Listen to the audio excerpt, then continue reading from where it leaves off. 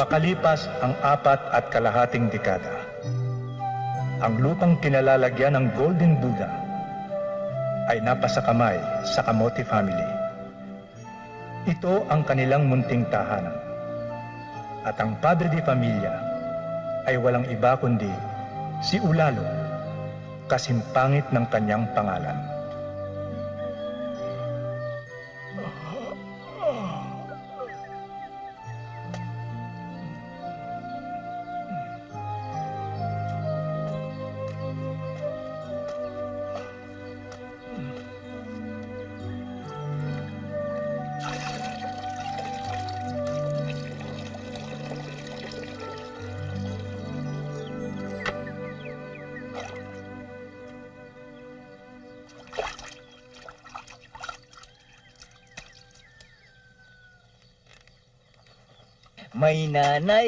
May nanay sa ilalim ng tatay.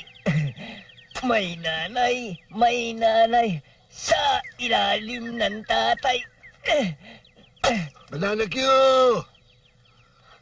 Kasaba!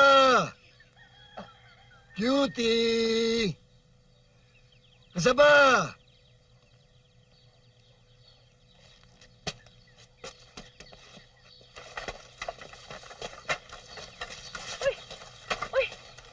Oh, tawag kayo ng itay nyo! Dalihan nyo! At lunis na lunis baka ma-high blood! Dali! Bilis! Wah! Dali! Bilis! Dali! Sorry po, itay. Patagos-dagos kasi. Nakapagtalo ka naman ng kamote. Opo, itay. Nahiwa mo na. Opo, itay. Naihanda mo na ang pantusok. Opo, itay. Ang kuya mo, saan na ron? Opo, itay. Gaga! Oh, hindi mo na iniintindi ang sinasabi mo eh.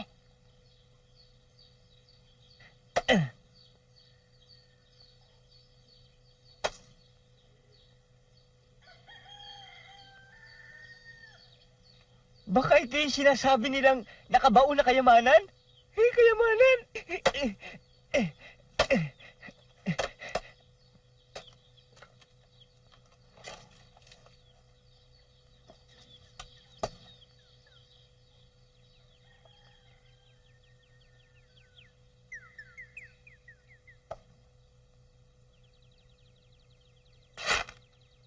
Hoy, kasaba.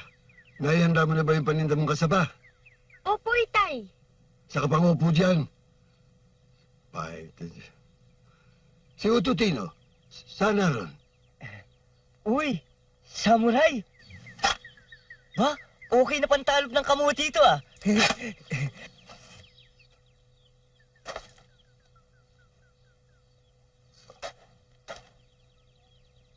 Ang tigas? Baka ito na yung kayamanan. Ito na.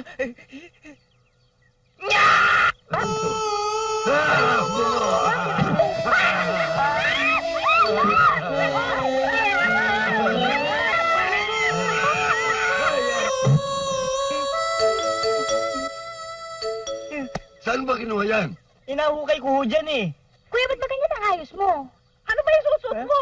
Ay, mamaya mapagkamala ka pang taong labas yan eh. Eh, hubarin mo na yan. Oo. Pinsan mo, sasamahan mo pa mga kapatid mong mamili sa bayan. Halika na, kuya. Ililibing ko muna ho. Alam kong ito'y isang sundalo na lumabang para sa ating inang bayan. Kaya kailangan magkaroon siya ng puntod. Anong buntot? Hindi ho buntot, puntod. Eh kung ako ikaw, iiwanan ko na yan. Ayoko, Daddy. Tara. Kuya, bilisan mo ah. Sige na, I will follow your footprints in the sand.